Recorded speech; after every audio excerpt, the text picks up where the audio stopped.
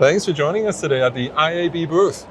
Well, I'd love to be here. Thank you for the invitation. We're very glad to be able to do this with you and on our podcast, because of course you are one of the founding members of IAB Hong Kong. And so we're very thrilled and we're very proud to have you here. And actually, I think a lot of people would be very curious as to what you think of the progress that IAB Hong Kong has made over the past, 8 years now? It's about 8 years ago. I think 8 years ago, a couple of us in the industry, we actually had a vision, and we wanted, a platform that would represent the digital marketing industry. We looked around in Hong Kong. There was nothing specific on digital marketing. We looked around in the US. We saw that there was, and it was literally 4 people in a room over lunch and said, why isn't there such a thing? Yeah. And so we decided that we would start it initially. That initial member base obviously grew to about 8 members in total that were the founding members.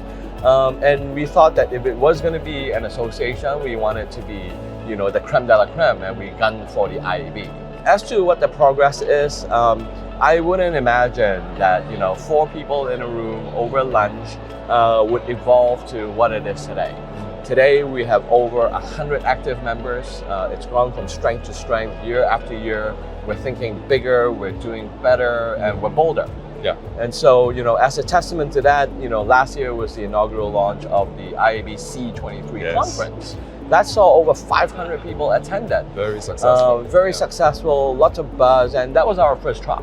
If I was, one of the initial founders, I would say I'm absolutely thrilled and happy to see where the IAB has gone.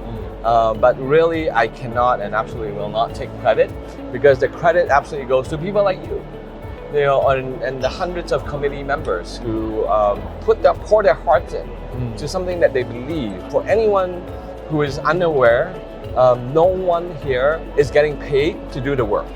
We're all volunteers. We're all volunteers. Kevin, you guys still publish a paper. How does that work? The paper today is about 16 to 18 pages on a daily basis. Now, there is no way you can put 300 stories in the paper. So the paper for us is a curated product from the lens of our editors. They will go, if you did not have time to read the 300 stories we publish, you pick up tomorrow's paper. Our editors, through their lens, through what they feel is most important to Hong Kong and to our reader base, these are the stories that you absolutely need to read, and they get published in print. But would you say that the print edition is still pretty important? The print edition is important to certain types of target audience. Yes. It really depends on who you're talking to. From a marketing perspective, we feel each has a role. People love picking up magazines on weekends. They still do.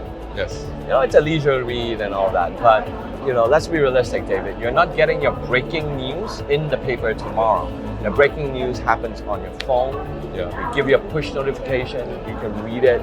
You know if that's a traffic jam or there's something important that you need to know. Earlier on, you mentioned technology like AI, right? Do you have a sense of, apart from AI, obviously, which everyone's talking about even here, what are some of the other emerging technologies or ways to tell stories that could be interesting that you might want to explore a little bit more? If AI did all the creatives and every single ad would look exactly the same, save for the logo. I love one of the AI companies, the way they call it, the product, it's called Copilot. Right. You need to fly that plane. Yeah. We will assist you, but don't, think that you're gonna just wheels off and that plane's gonna fly. We shouldn't adopt that with AI. Don't let it do your thinking for you. Don't let it do your thinking for you, and we will assist you. Yeah. In advertising, we sometimes have to do research. We have to do post editing, like the folks here later with this video.